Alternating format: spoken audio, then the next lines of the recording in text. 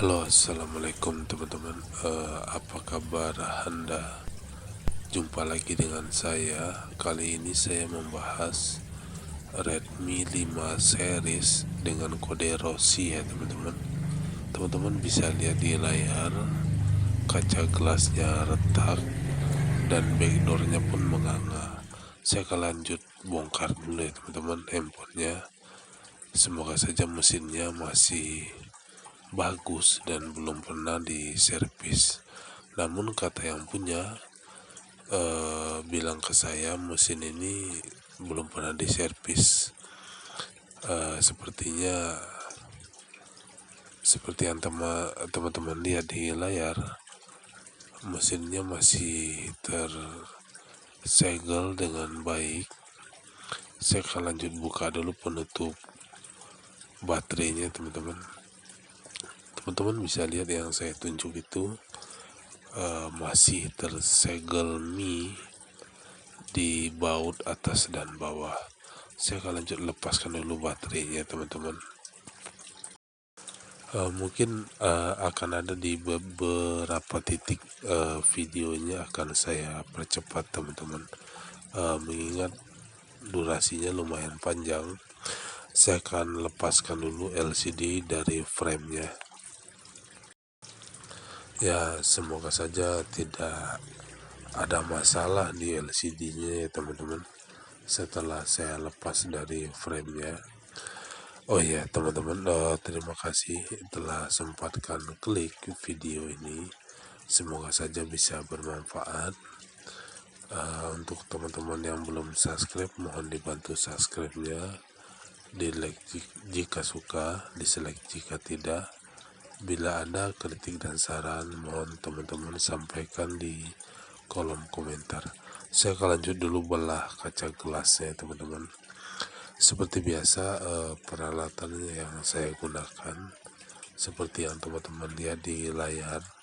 Saya gunakan untuk pegangan kawat pemisah LCD-nya.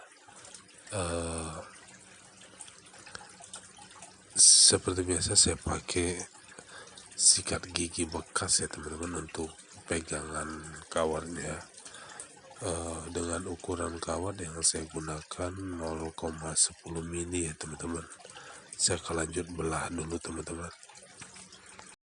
Mungkin kalau teman-teman perhatikan di layar pertama yang saya nyalakan, ada di beberapa titik LCD-nya ada tompelan. Dan biasanya teman-teman, pada saat pembelahan touchscreen atau kaca gelas, bisa tompelannya hilang, bisa tompelannya bertambah teman-teman. Semoga saja untuk kali ini tompelannya bisa hilang langsung ya teman-teman, dan tanpa saya harus kerja 2 kali untuk menghilangkan tompelannya. Sedikit lagi sampai di bagian bawah ya teman-teman. Semoga saja kawat pemisah LCD saya tidak mengenai fleksibel LCD-nya ya teman-teman. Langsung rontok teman-teman kacanya, karena ini LCD masih original ya teman-teman.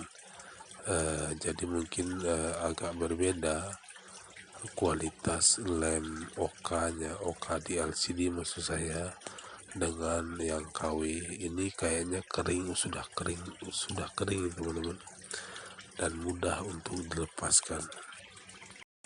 Saya akan lanjut bersihkan dulu LCD-nya teman-teman, tapi sebelumnya saya akan coba dulu nyalakan untuk yang kedua kalinya, apakah tompelannya sudah hilang atau malah bertambah teman-teman. Saya sengaja tidak lepaskan mesin ya teman-teman, karena mesinnya masih tersegel baut dengan rapi. Saya akan lanjut pasang baterai dan nyalakan handphonenya teman-teman.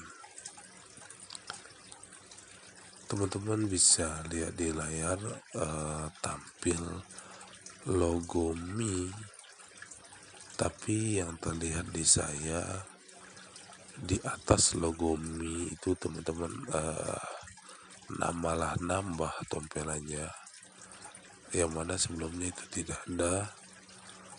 Teman-teman bisa lihat di layar, nambah beberapa titik tompelannya. Saya akan lanjut bersihkan dulu teman-teman tompelannya, dan lanjut untuk pasang kaca gelasnya. Seperti biasa teman-teman, sebelum dipasang LCD-nya, saya lem dulu keseluruhan frame LCD-nya teman-teman. Seperti biasa, lem yang saya gunakan T7000 atau B7000 sama saja. Jangan lupa teman-teman, berikan lem yang merata keseluruhan frame LCD-nya untuk menghindari kebocoran cahaya teman-teman, dan lemnya akan merekat lebih kuat. Saya akan lanjut pasang LCD-nya teman-teman. Semoga saja berjalan dengan lancar dan tidak ada masalah.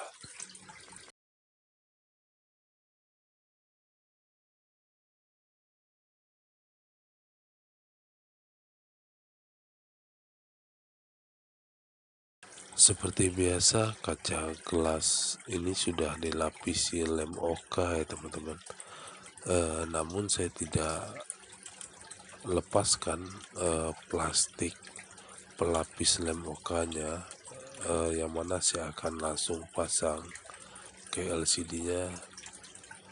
Kenapa saya tidak lepaskan plastiknya teman-teman? Kalau saya lepaskan plastiknya,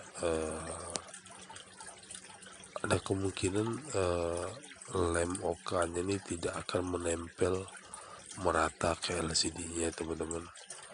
Saya tidak punya peralatan untuk ngepres LCD-nya. Saya langsung saja kareti teman-teman. Seperti biasa teman-teman, karet gelang ini cukup setia menemani perjalanan saya pada saat penggantian LCD dan touchscreen, yang mana cukup gampang dijumpai teman-teman di dapur rumah tangga juga banyak. Saya akan pasang dulu songket LCD-nya teman-teman.